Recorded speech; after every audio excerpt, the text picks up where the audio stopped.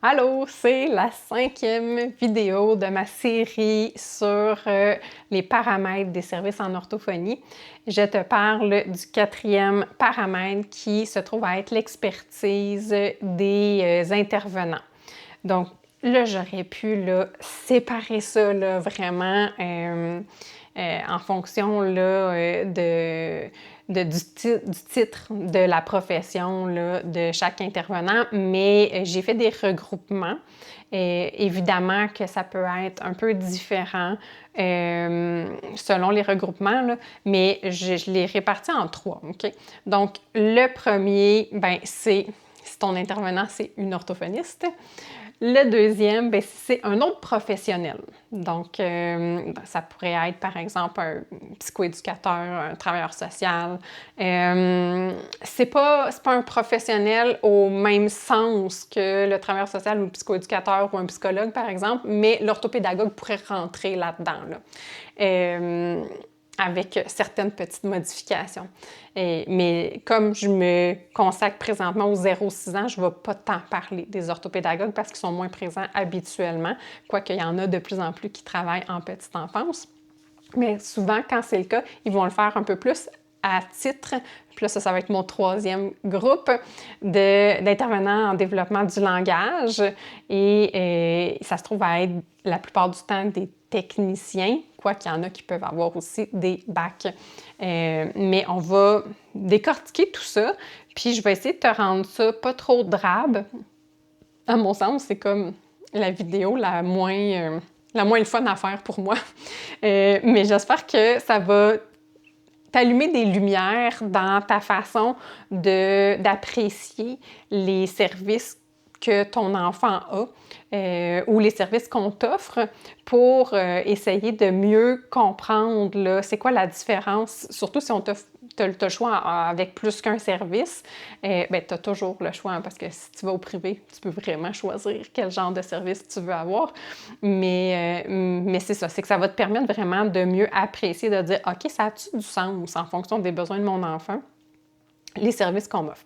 Donc, si je commence par l'orthophoniste, l'orthophoniste, c'est pas tout le monde qui le savent, mais il s'agit d'une formation qui est universitaire de 2e cycle. Ça veut dire qu'on a tous obligatoirement une maîtrise, minimalement une maîtrise en orthophonie. Donc, ça veut dire qu'on est allé à l'école pas mal longtemps pour être orthophoniste et la plupart du temps, cette formation-là est donnée dans la faculté de médecine des universités. Donc, ça fait partie des professions de médecine.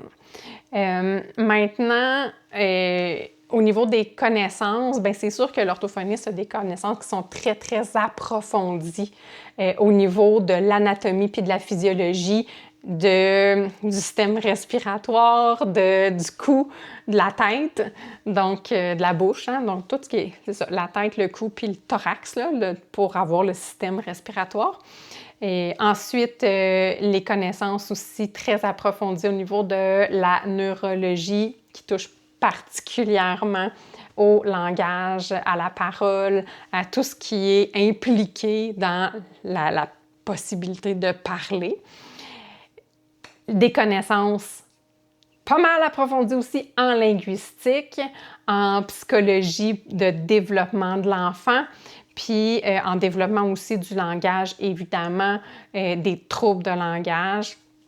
Donc, les connaissances, on les a pas mal poussées pour pouvoir être orthophoniste. Les orthophonistes, on a une expertise en parole, en bégaiement. Peut-être qu'il y a certains mots qui demanderaient un peu plus de nuances, mais je vais pas. Ça va peut-être être plus dans d'autres vidéos que j'irai approfondir c'est quoi la différence entre telle notion versus telle autre notion. Mais disons que si je les énumère, donc en parole, en bégaiement, en langage, en communication sociale, en déglutition, en alimentation. Puis, si on est avec des plus vieux, il y aurait aussi toute la modalité écrite du langage. Puis là, au niveau adulte, c'est autre chose. Mais sur le 0-6 ans, c'est pas mal ce que j'ai j'ai décrit. Donc, au niveau des troubles, ben, tu sais, l'autisme, la déficience intellectuelle, le trouble de langage, évidemment. Donc au niveau là, développemental, là, il y a vraiment beaucoup de connaissances et d'expertise qu'on peut retrouver chez les orthophonistes. On est toutes membres obligatoirement de notre ordre professionnel qui se trouve à être l'Ordre des orthophonistes et audiologistes du Québec. Donc, ça, ce que ça veut dire, c'est qu'on doit respecter des règles d'éthique, de déontologie. On a un code de déontologie à respecter et on doit travailler en exerçant, en suivant les bonnes pratiques, là. Et on est donc imputable de ce qu'on fait. Ça fait, en orthophonie, on a des actes qui sont réservés également. Donc ça veut dire que c'est pas n'importe qui peuvent faire ces actes-là. Donc, par exemple, diagnostiquer des troubles de langage, ben c'est pas n'importe qui peut le faire. C'est des orthophonistes qui peuvent le faire. Évidemment, il y a d'autres professions là, qui pourraient aussi le faire, mais disons qu'au niveau, quand on parle d'un diagnostic langagier, ben c'est sûr qu'on est les professionnels là, les plus, qui avons la plus grande expertise là, en ce sens. L'évaluation aussi hein, des troubles, du langage, de la communication, de l'alimentation, ça fait aussi partie là, des actes qui sont réservés. Fait que c'est sûr que quand on t'offre un service qui est donné par une orthophoniste, bien, tu peux t'attendre à un niveau de qualité, de précision, de réflexion qui est vraiment là, très élevé quand tu la consultes, évidemment, pour son champ d'expertise. Okay? L'autre groupe, hein, le deuxième groupe que je te disais, l'expertise des intervenants, mais ça se pourrait que toi, ton besoin, c'est, tu vois, un professionnel pour le développement du langage de ton enfant et que là, ce qu'on t'offre, c'est un certain nombre de rencontres, par exemple, avec un autre professionnel qu'une orthophoniste. Donc, c'est assez fréquent dans le système public que ça va être le cas. Et la plupart du temps, dans ces situations-là, c'est que ça va être soit une travailleuse sociale ou soit une psychoéducatrice. C'est les cas de figure les plus fréquents. Il peut en avoir d'autres, là. Mais disons que si c'est un autre professionnel, ça va être un de ces deux professionnels-là de manière le plus fréquent.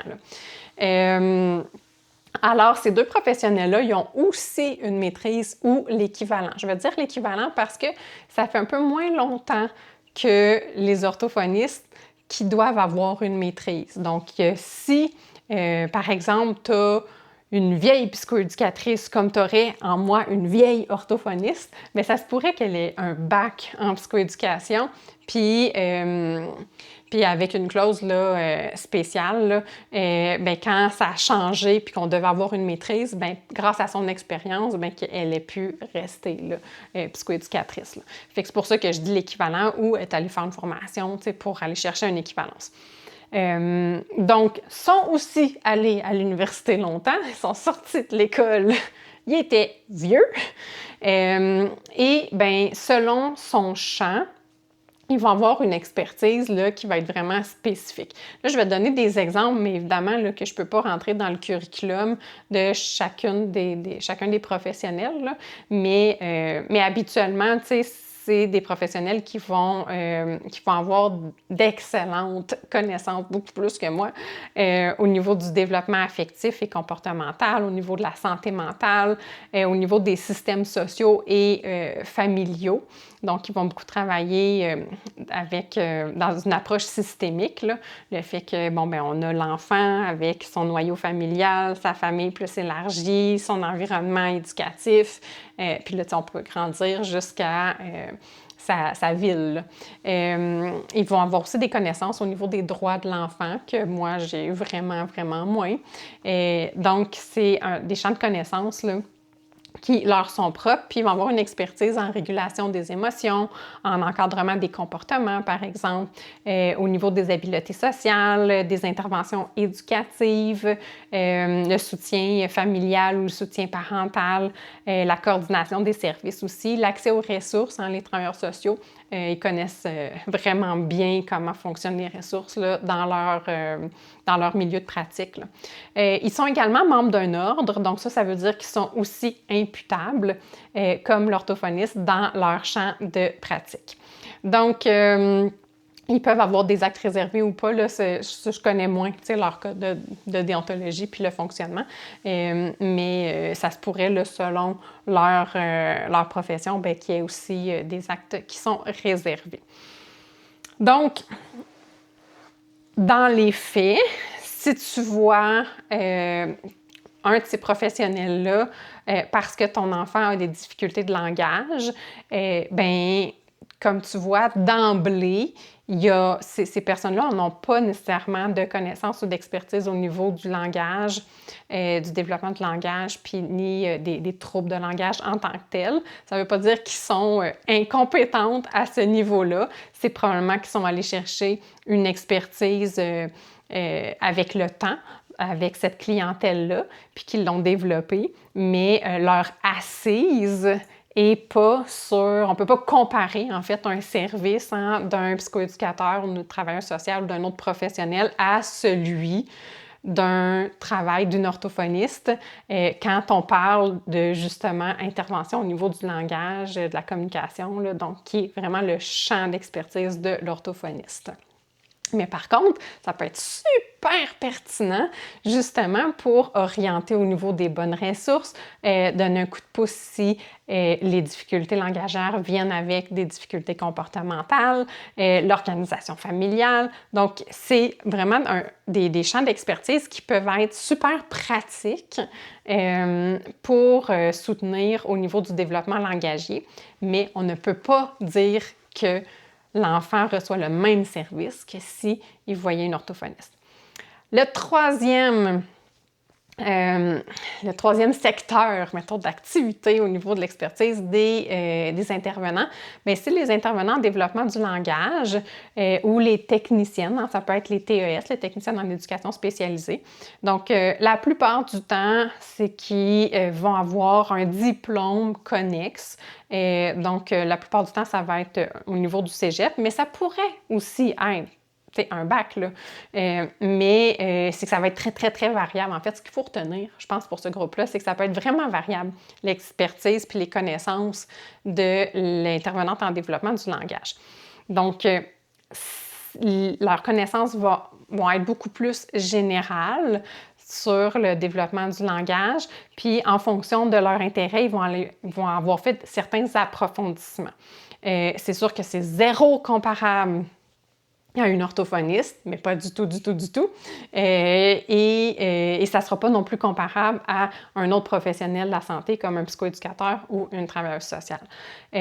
Donc, les expertises vont être très variables en fonction de leur expérience, puis aussi en fonction de leur formation de base. Fait que ça peut faire partie des questions que tu pourrais demander à ton intervenante en développement du langage, si tu en as une. C'est quelles sont les études que tu as faites?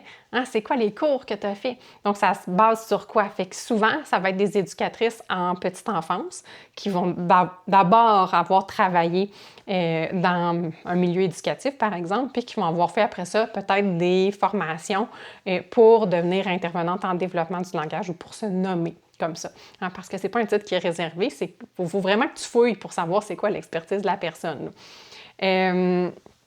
Donc, elle peut avoir des expertises au niveau de l'adaptation du quotidien, des pratiques éducatives.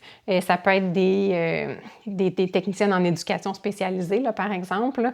Ils peuvent avoir été chercher aussi certaines connaissances là, en langage, en communication. Mais ce qu'il faut retenir, c'est que c'est de manière superficielle si on compare à une orthophoniste. Ils ne sont pas membres d'un ordre, ils ne sont pas imputables, ils ne peuvent pas évaluer, ils ne peuvent pas diagnostiquer non plus. Donc, cela dit, si, par exemple, je te donne l'exemple le plus typique qui qui m'arrivent, là, ou que quand je discute avec des parents là, que je rencontre, c'est des parents, par exemple, qui ont une orthophoniste. Par exemple, l'orthophoniste d'Agirto a signé l'allocation pour l'intégration d'un enfant en milieu de garde. Si tu ne connais pas cette allocation-là, je vais te mettre un lien dans la description. J'ai créé une page web pour te parler de cette allocation-là. Si jamais ça t'intéresse, je vais la mettre en lien.